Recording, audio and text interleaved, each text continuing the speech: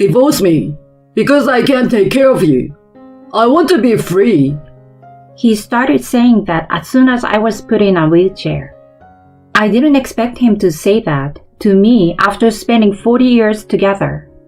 I had plenty of complaints about my husband, but to be told like that after being together for over 40 years and thinking we are family is just, it's too late to regret giving me up, the wife who would have done anything for him.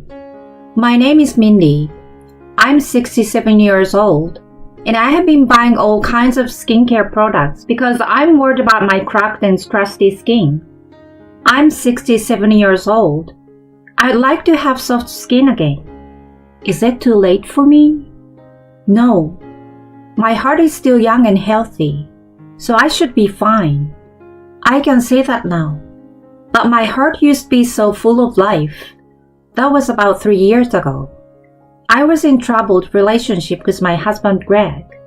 We have been living on our pension since we retired a few years ago.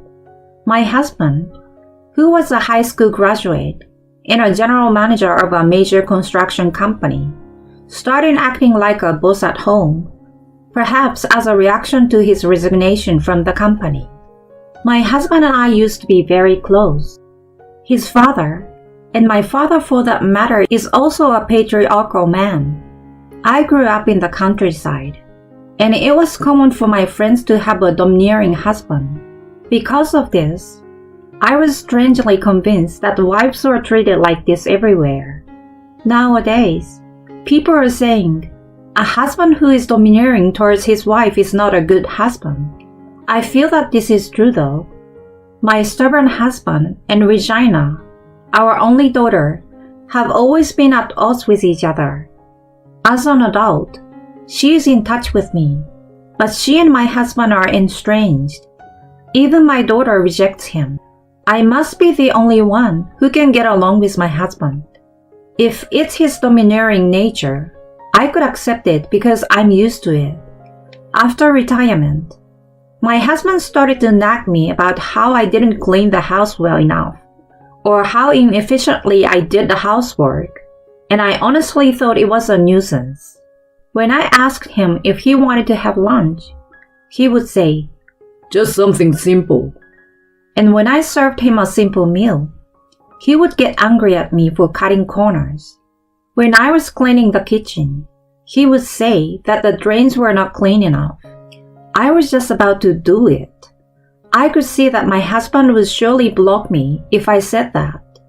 When I argue with him, he thinks he can just cut me off. He has a temper, and it happens unnecessarily. If that's all there is to it, I should just let it go. But lately, my husband has been losing control of his anger due to his age, and he sometimes throws a cup at me. So I have been refraining from talking back as much as possible. At work, he would get angry at his subordinate with a smug look on his face, and I guess that's where he used to release some of his stress. That's gone. I feel like everything is pointed at me now. One day, when the topic of divorce came up on TV, it hit me so hard that I couldn't think of it as someone else's problem. I was shopping when I collided with a bicycle and fell down, breaking my knee and requiring an operation. My husband, who was standing next to me at the time of the accident, said to me while I was in pain, "You are exaggerating." He looked at me coldly and quickly went home. When a passerby kindly arranged for an ambulance and I was admitted to the hospital, my husband threw the least amount of luggage and documents to the receptionist and didn't even accompany me to the surgery. And the day after the surgery, "What are you going to do about the house?" When my husband finally came to visit me and asked me that, I couldn't help but think, huh? What? I asked back, what was this crazy husband talking about? "I'm talking about the house. I had no choice and did it. But what are you going to do from now?" My leg feels like it's going to hurt. Can you just do it yourself until I can feel my feet again? I was frustrated by the stress of being in a hospital, and I told my husband what I really thought. Naturally, my husband was furious. He started to make a big fuss in the hospital room with his own thinking that his wife was lazy and not prepared enough to take care of the house. The nurses immediately rushed to the room and picked up my husband. But needless to say, the other patient looked at him scornfully. It's hard to have a husband with a temper. I have one too. My friends were living in other places, so I had no one to talk to about my relationship with my husband. The hospitalization was a disaster, but it was great to have someone to talk to about family problems and learn about other families.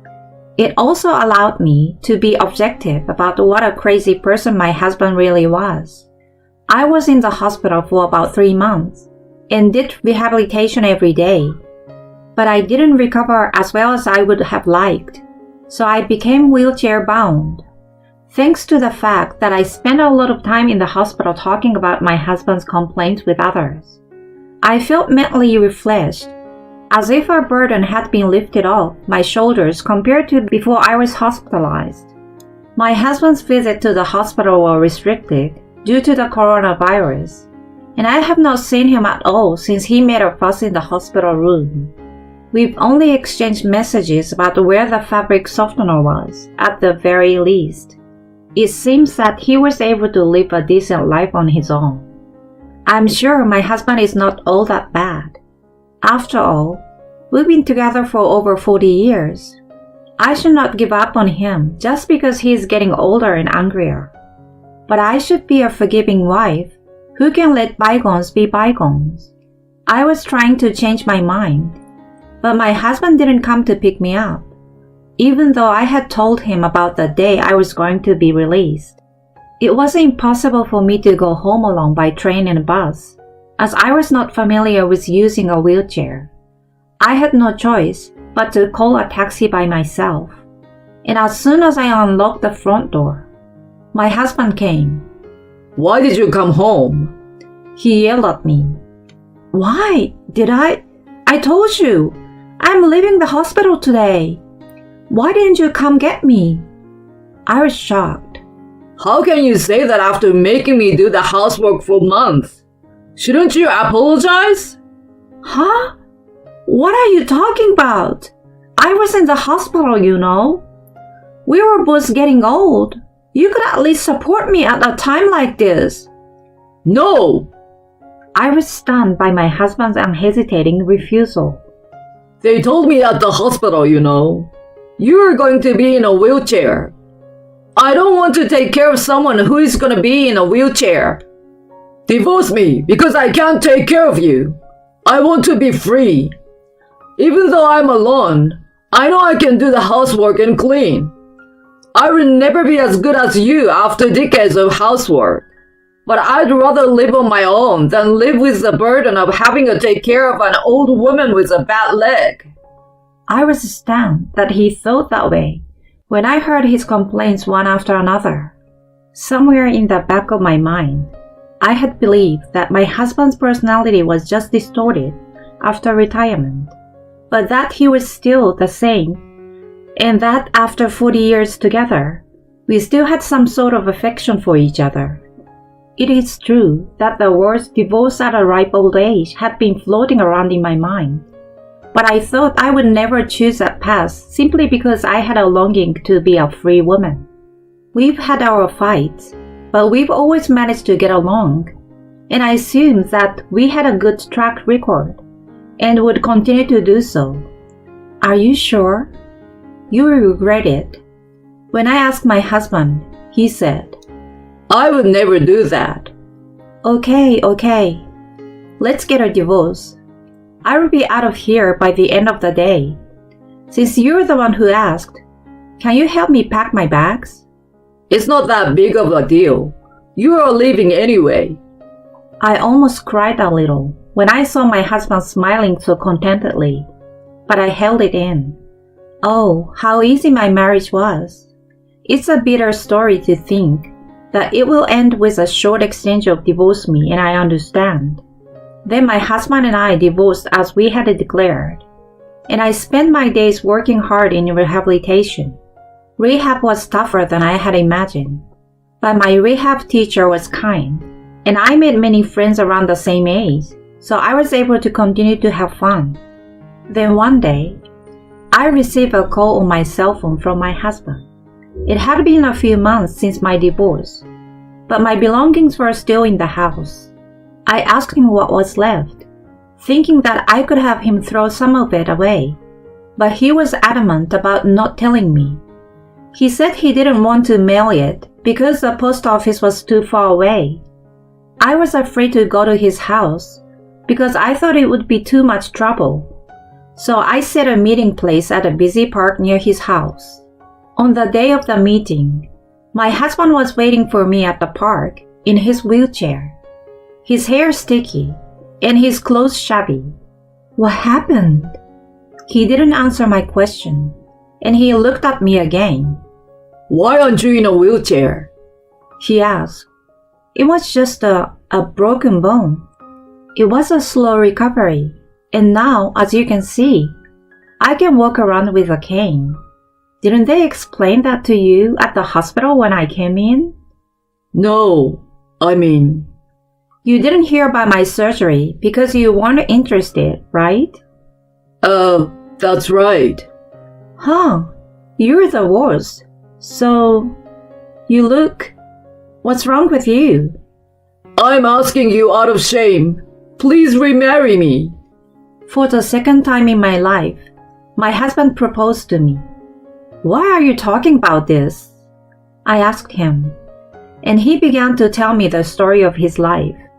Apparently, the reason he was in a wheelchair was because he had fallen off a riverbank on his bicycle and damaged his knees. I couldn't help but say, I told you so. My husband enjoys cycling on his cross bike, but he has a habit of going too fast. He fell and broke his ribs a few times when he was younger. Thank goodness he didn't cause any problems for others.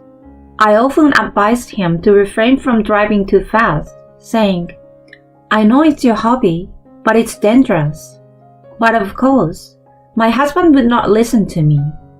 And as a result, he ended up in a wheelchair, which I can only say was his own fault. The hospital suggested that I use a home care service, but I don't want a complete stranger taking care of me. You will just have to live with that. I can't. I want to remarry you. As you can see, I can't take a bath or wash my clothes. I can't stand it. Help me. You came here without a bath? That's a selfish thing to say. Do you really think anyone will accept such a messy proposal? How could you think of remarrying and having me take care of you when you thought you'd confined to a wheelchair? Of course it's impossible. You don't have anyone to rely on anymore. Wouldn't life with a cane be easier than life in a wheelchair? No. What you're saying is too much. He's a man who has always done nothing, so he takes it for granted that someone will do something for him. But absolutely not. I don't want to remarry because you're a pain in the butt. I want to be free, okay? When I said no to his proposal, it was as if I was giving back his words at the time of divorce when I asked if he was serious. To me, your proposal now is more like, are you serious? You are so brazen and shameless. I replied with a smile. Think again. You abandon me like this? My husband keeps ranting. Abandonment is not a very nice thing to say. In such a state, a wife would. No, I'm a stranger now, so you can't rely on me. It was you who gave up on me in the first place. The accident, your condition, it's all your fault. You can live the rest of your life with your dirty hair and shabby clothes and not bathe at all. I had said all the things I wanted to say, things I never said in the divorce. I was right. You're going to regret this, see? My husband seems to realize that there was nothing he could do about it, and he was completely done. At the time of the divorce, I thought, he's a man who has taken it for granted to work hard for many years. So even if living alone seems easy now, the day will come when he will get hurt. I never thought it would turn out this way. Enough! I will give up on you and have Regina take care of me. I don't think that's possible. What? Regina already lives with me. I mean, she hates you. Her husband hates you. And you think you can count on her now? My husband stood there stunned at my words. I think he really wanted to rely on our daughter. I wonder if the bike ride had messed with his head too. Well, I guess there's really no one else to turn to. Well, why don't you just ask for home care? By the way, there are 3 reasons why my husband's only daughter hates him. The first is that he was too much of a domineering husband. Not only me, but he even tried to make my daughter buy alcohol for him while we were eating. I'm not your slave! She hated him. Secondly, he often introduced his subordinates to my daughter, hoping that he could get one of his own men to marry her. Of course, I stopped him, but he often brought his subordinate to our house for dinner, saying that he did not intend to introduce them.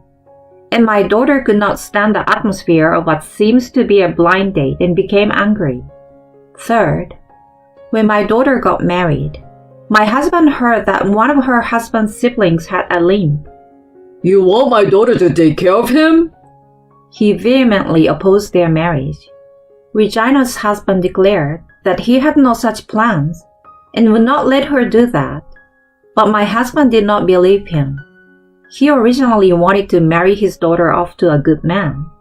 I understand his concern for his daughter, but it would have been better if he had only opposed the marriage out of concern for his daughter. But instead, he spoke out of turn, questioning her brother-in-law's morals without even knowing him well enough. If I were to reproduce those words here, I would be flamed at once. I could understand my husband's feelings, but there was no way he could convey his true feelings to my daughter after he had spoken out in such a foul manner, saying that it was a result of his excessive concern for her in his own way. My daughter got married as if they were eloping. I was the only one who did not oppose the marriage, so we kept in touch afterwards. But as I said before, my husband has been estranged. There was absolutely no room for him to live with his daughter and her husband in that house. In the end, their married life is going well, and she is living comfortably as a full-time housewife. I can say that their marriage was a good decision. In fact, I feel sorry for my daughter because I'm now the one who depends on her now, that I'm divorced and don't have anywhere else to go. But my daughter Regina says, I really like your beef stew, so please make it again when you get well. I was glad to hear her say that. When I told him about our situation, he said, Then what should I do? You're not a baby. You can figure it out on your own, right? Well, no. I have my daughter waiting in the car. Take care. I said that and left. I'm a woman walking with a cane, and he's a man in a wheelchair. He could have caught up with me if he tried, but he didn't. He was just stunned. I remember he just looked down. After that day, my husband contacted me again, asked me to meet him again because he hadn't given me the things that I had left behind. But since my husband was empty-handed that day, I assumed that he was just bluffing, so I didn't accept his invitation. He seems to have lost his mind and asked for a helper. But just like his attitude toward me, he'd say, Do this, do that. The helper seems to have lost her temper and abused him with all kinds of foul language. Of course, the helper was punished and stopped coming to my husband's home. But my husband seems to be traumatized by the incident. He is now a bit suspicious of people. It seems that the usually strong-minded people are weak once they were bullied. The current helper seems to be kind, but my husband is still scared and wants me to come back. I don't want to play into his hand. On the other hand, my legs are much better, and I can go for a walk easily, though not as smoothly as I could before the injury. I go for a walk with my daughter and grandchildren when it's a sunny day, because I hear that if I don't walk, the condition of my leg will get worse. Sometimes, my daughter Regina drives us to a nearby field where there is a little slope, and we often have a picnic together.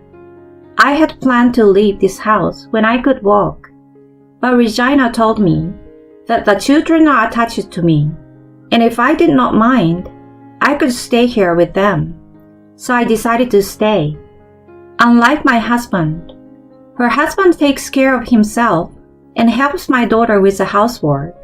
She is a really good girl and takes the initiative in supporting me. I am happy to have such a wonderful family after my divorce from my husband. Thank you, dear. Suck it up.